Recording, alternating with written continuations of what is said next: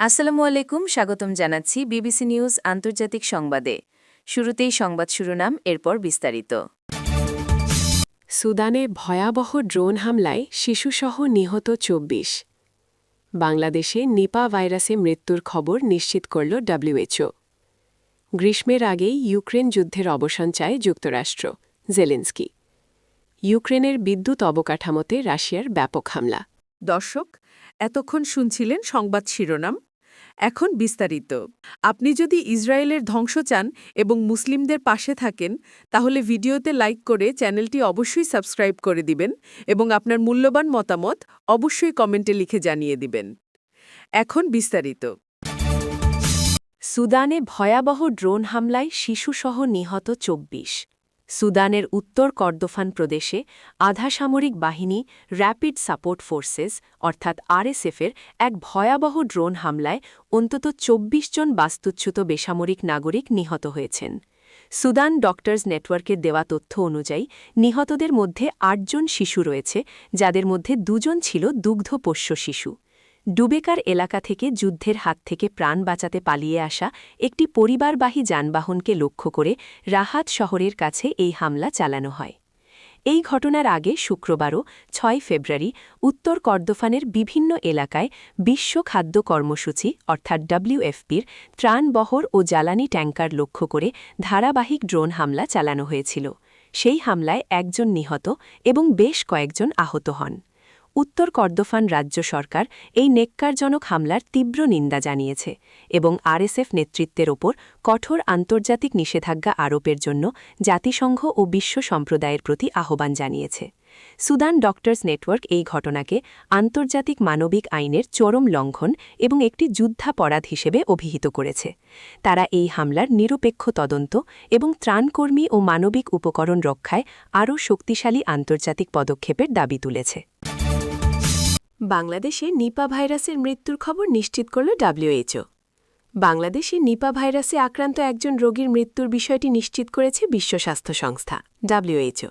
তবে আন্তর্জাতিকভাবে এ রোগ ছড়িয়ে পড়ার ঝুঁকি এখনও কম বলে জানিয়েছে সংস্থাটি। শুক্রবার ৬ ফেব্রুয়ারি এক বিবৃতিতে ডব্লিউএইচও জানায়, রাজশাহী বিভাগের নওগাঁ জেলার ৪০ থেকে ৫০ বছর বয়সী এক নারী গত জানুয়ারি হাসপাতালে ভর্তি হওয়ার পর মারা যান। পরদিন পরীক্ষাগারে তার নিপা ভাইরাসের সংক্রমণ নিশ্চিত হয়। ডব্লিউএইচও আরও জানিয়েছে, ৩ ফেব্রুয়ারি বাংলাদেশের international health regulations national focal point IHR-NFP বিশ্ব স্বাস্থ্য সংস্থাকে সংক্রমণ নিশ্চিত হওয়ার বিষয়ে অবহিত করে। প্রতিবেদনে বলা হয়, রোগীর ২১ জানুয়ারি জ্বর ও স্নায়বিক উপসর্গ দেখা দেয়। তার কোনো ভ্রমণের ইতিহাস না থাকলেও তিনি কাঁচা খেজুরের রস পান করেছিলেন, যা নিপা সংক্রমণের একটি পরিচিত উৎস। স্বাস্থ্য কর্তৃপক্ষ এ পর্যন্ত তার সংস্পর্শে আসা ৩৫ জনকে পরীক্ষা করেছে, তবে নতুন কোনো সংক্রমণ পাওয়া যায়নি। গ্রীষ্মের আগেই ইউক্রেন যুদ্ধের অবসান চায় যুক্তরাষ্ট্র। রাশিয়া ইউক্রেন যুদ্ধ শেষ করতে গ্রীষ্মের আগেই একটি সমাধানে পৌঁছাতে চায় যুক্তরাষ্ট্র। শনিবার ৭ ফেব্রুয়ারি যুক্তরাষ্ট্রের যুদ্ধ অবসানের বিষয়ে এমন চাওয়ার কথা জানিয়েছেন ইউক্রেনের প্রেসিডেন্ট ভলোদিমির জেলেন্সকি। শনিবার ইউক্রেনের প্রেসিডেন্টের দপ্তর থেকে প্রকাশিত সাংবাদিকদের সঙ্গে কথোপকথনে জেলেন্সকি বললেন, কিয়েভ ও মস্কোর মধ্যে নতুন দফার আলোচনা প্রস্তাব দিয়েছে ওয়াশিংটন। এই আলোচনা ১ সপ্তাহের মধ্যে মিয়ামিতে অনুষ্ঠিত হবার কথা রয়েছে এবং কিয়েভ এতে সম্মত হয়েছে। ইউক্রেনের প্রেসিডেন্ট বলেন, আমেরিকানরা প্রস্তাব দিচ্ছে গ্রীষ্ম শুরু হওয়ার আগেই উভয় পক্ষ যেন যুদ্ধ শেষ করে এবং তারা সম্ভবত এই সময়সূচি মানতে চাপ সৃষ্টি করবে। মধ্যবর্তী কংগ্রেস নির্বাচন তাদের কাছে অবশ্যই বেশি গুরুত্বপূর্ণ। আমরা নির্বোধ না হই। আর তারা বলছে জুনের মধ্যেই সবকিছু শেষ করতে চায়। জেলেন্সকি বললেন, ইউক্রেন একটি পর্যায় ভিত্তিক পরিকল্পনা প্রস্তাব করেছিল, তবে এই বিষয়ে বিস্তারিত কোনো তথ্য জানাননি তিনি। ইউক্রেনের বিদ্যুৎ অবকাঠামোতে রাশিয়ার ব্যাপক হামলা। ইউক্রেনের বিদ্যুৎ উৎপাদন ও বিতরণ স্থাপনাগুলোতে রাতভর ব্যাপক ড্রোন ও ক্ষেপণাস্ত্র হামলা চালিয়েছে রাশিয়া, জানিয়েছে কিয়েভ। দেশটির প্রেসিডেন্ট ভলোদিমির জেলেন্সকি জানান, বিদ্যুৎ গ্রিড, উৎপাদন কেন্দ্র ও বিতরণ সাবস্টেশনগুলোতে শনিবার ভোর রাতে ৪০০রও বেশি ড্রোন ও বিভিন্ন ধরনের প্রায় ৪০টি ক্ষেপণাস্ত্র যোগে হামলা চালানো হয়েছে। 4 বছর ধরে চলা যুদ্ধে রাশিয়ার একের পর এক হামলায় ইউক্রেনের বিদ্যুৎ অবকাঠামো ব্যাপক ক্ষতিগ্রস্ত হয়েছে। এবার যুদ্ধের ক্ষতিসূথি ও হিমাঙ্কের নিচে তীব্র ঠান্ডা আবহাওয়ার মধ্যে রাশিয়ার ব্যাপক হামলায় দেশটির বিদ্যুৎ খাত ভেঙে পড়ছে। সামাজিক মাধ্যম এক্সে এক পোস্টে জেলেন্সকি অভিযোগ করে বলেছেন, রাশিয়া কূটনীতির বদলে হামলাকে প্রাধান্য দিচ্ছে। রাশিয়া ইউক্রেনীয়দের কাবু করতে ঠান্ডাকে ব্যবহার করছে। রয়টার্স জানিয়েছে, মস্কো তাৎক্ষণিকভাবে এই হামলা নিয়ে কোনো মন্তব্য করেনি।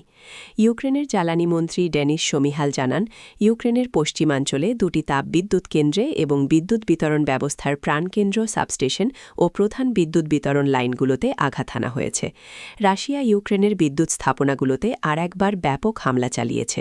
টেলিগ্রামে এমনটি জানিয়ে তিনি বলেন, নিরাপত্তা পরিস্থিতি অনুমোদন দিলেই বিদ্যুৎকর্মীরা মেরামতের কাজ শুরু করবে।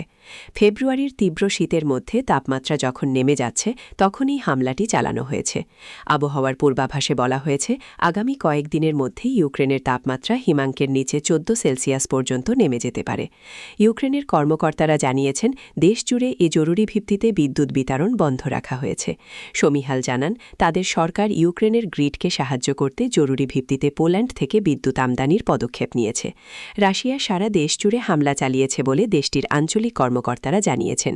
ইউক্রেনের পশ্চিমাঞ্চলীয় খোমেলনিৎস্কাইয়ে, রিভনে, তার্নোপিল, ইভানো-ফ্রাঙ্কিভস্কো ও লভিভ অঞ্চলেও হামলা চালানো হয়েছে। কর্মকর্তারা জানিয়েছেন, ইউক্রেনের পশ্চিমাঞ্চলীয় বুরশুরতিন ও দব্রতফির তাপবিদ্যুৎ কেন্দ্রে আঘাত হানা হয়েছে।